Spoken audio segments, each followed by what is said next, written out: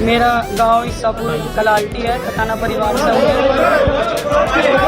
15 दिन से लगभग एक फेसबुक पे व्हाट्सएप के माध्यम से मेरे परिवार के बीच में एक मेरा मैसेज था कि मेरे साथ एक मेरे ठेकेदार है, जो बड़ा ठेकेदार गुंडा है। आज तो मैं सब गुंडा ही कहूँगी, जो मेरे साथ गुंडागर्दी हुई।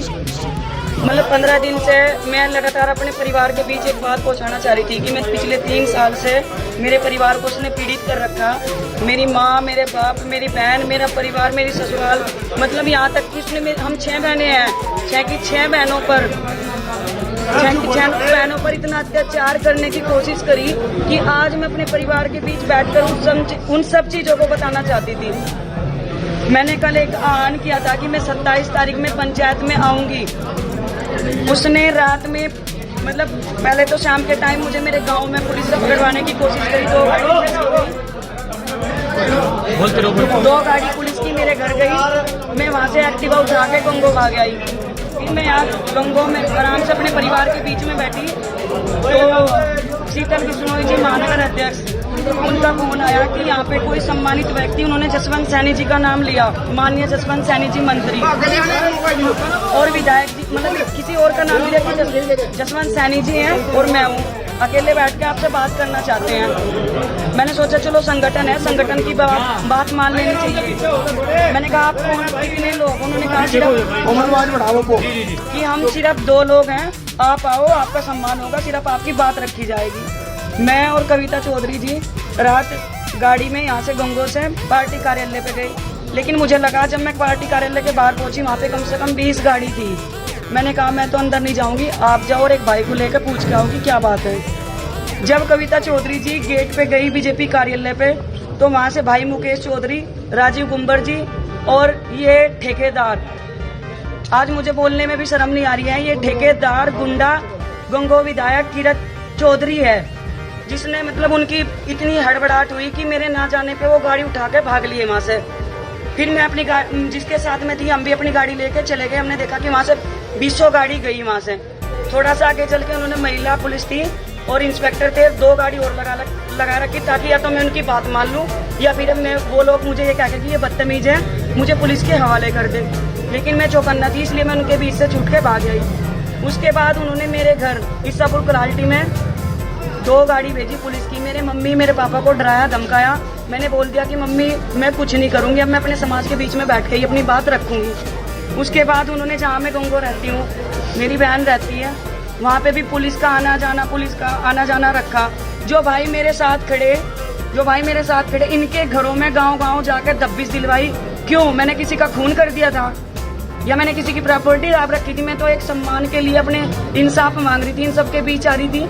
ये बार बार कहते थे, कभी मुझे कुंती बता रहे, कोई कुछ बता रहा है। आज समाज में आके ये ठेकेदार मेरा सामना करता, मेरे परिवार मतलब बताता कि ये लड़की झूठी है। नहीं भी आता तो कम से कम मुझे मेरे समाज के सामने मेरी बात तो रखने देता। उसे डर था कि उसके साथी और उसके अवैध संबंध की वीडियो कोमल चौधरी के पास है। मैं चैलेंज के साथ कहती हूँ, उसको ये सब पता था। दूसरी चीज, उसने 13 साल की लड़की के साथ गलत घिनौनी हरकत करी थी। किसने? ठेकेदार गुंडा किरत चौधरी। मैं अपने परिवार के, जिसने मेरे भतीजों को आज पिटवाया, मैं अपने परिवार के बीच खड़ी हूँ। मुझे पता है मैं जेल भी हो सकती है, मुझे थाने में भी जाना, जो भी होगा वो तो बात है।